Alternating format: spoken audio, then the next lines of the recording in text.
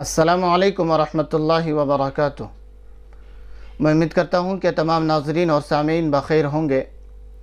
اللہ تبارک و تعالی آپ سب کو خیر و عافیت سے رکھے۔ ناظرین، سوال و جواب کا سلسلہ نمبر آج 4 ہے۔ چند ایک ساتھیوں کے سوالات آئے جن میں سے 2-3 کا جواب آپ کے سامنے ہے۔ سب سے پہلا سوال یہ ہے کہ روزے کی حالت میں اگر دانت نکلوایا جائے تو کیا دانت نکال سکتے ہیں؟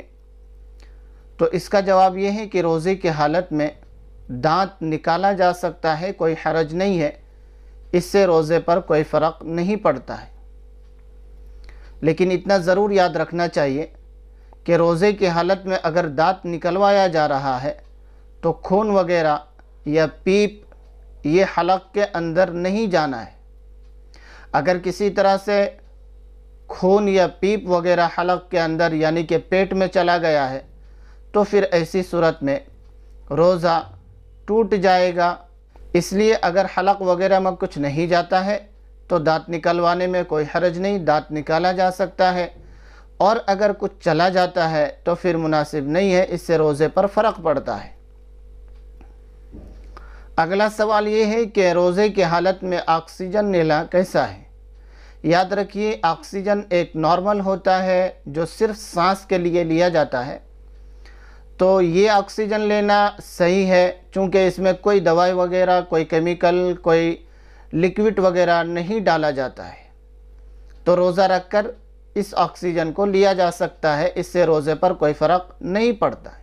اور دوسرا آکسیجن ہے جسے انہیلر بھی کہا جاتا ہے، کہ آکسیجن لینے کے ساتھ ساتھ اس میں کچھ دوائیاں ڈالی جاتی ہے، اس میں کچھ ڈراپس اور لیکوڈ ڈالا جاتا ہے، تو یہ دوائیوں کے ذرات اس آکسیجن کے ذریعے، اس ہوا کے ذریعے اندر پیٹ تک پہنچتا ہے، تو ایسی صورت میں روزہ نہیں ہوگا، یہ روزے کے لیے مانع ہے۔ نارمل اگر آکسیجن ہو جس میں کوئی دوا وغیرہ نہیں پڑتا ہو تو لے سکتے ہیں، اور اگر دوا وغیرہ پڑا ہوا ہو تو نہیں لینا چاہیے، اس سے روزہ ٹوٹ جاتا ہے۔ سامعین، چند ایک ساتھیوں نے پوچھا کہ رمضان المبارک میں خصوصی طور پر کیا کرنا چاہیے؟ یاد رکھیے، رمضان المبارک میں ہر عبادت بہت ہی اہتمام سے کرنے کی ضرورت ہے، اخلاص کے ساتھ اور اہتمام کے ساتھ، پابندی کے ساتھ کرنے کی ضرورت ہے۔ ان عبادتوں میں زیادہ تر جس کا تذکرہ ملتا ہے وہ قرآن کریم کی تلاوت ہے۔ اگر ہم آپ فرائض اور نوافل سے فارغ ہیں، وقت ہے، تو زیادہ سے زیادہ تلاوت کرنے کی کوشش رہنا چاہیے، اور قرآن کریم کی تلاوت رمضان المبارک میں کم سے کم درجہ یہ ہے کہ ایک مکمل تلاوت ہو جائے، ایک ختم کی تلاوت ہو جائے، ایک پارے سے لے کر 30 پارے کی تلاوت ضرور ہو جانا چاہیے۔ اور اگر اللہ نے ٹائم دیا ہے، فرصت ہے، آپ اپنے ٹائم ٹیبل کو سیٹ کر پائے ہیں تو 2 ختم، 3 ختم، 4 ختم، 5 ختم کرنے کی کوشش کرنا چاہیے۔ جتنی زیادہ ہو سکے تلاوت میں وقت گزارنا چاہیے۔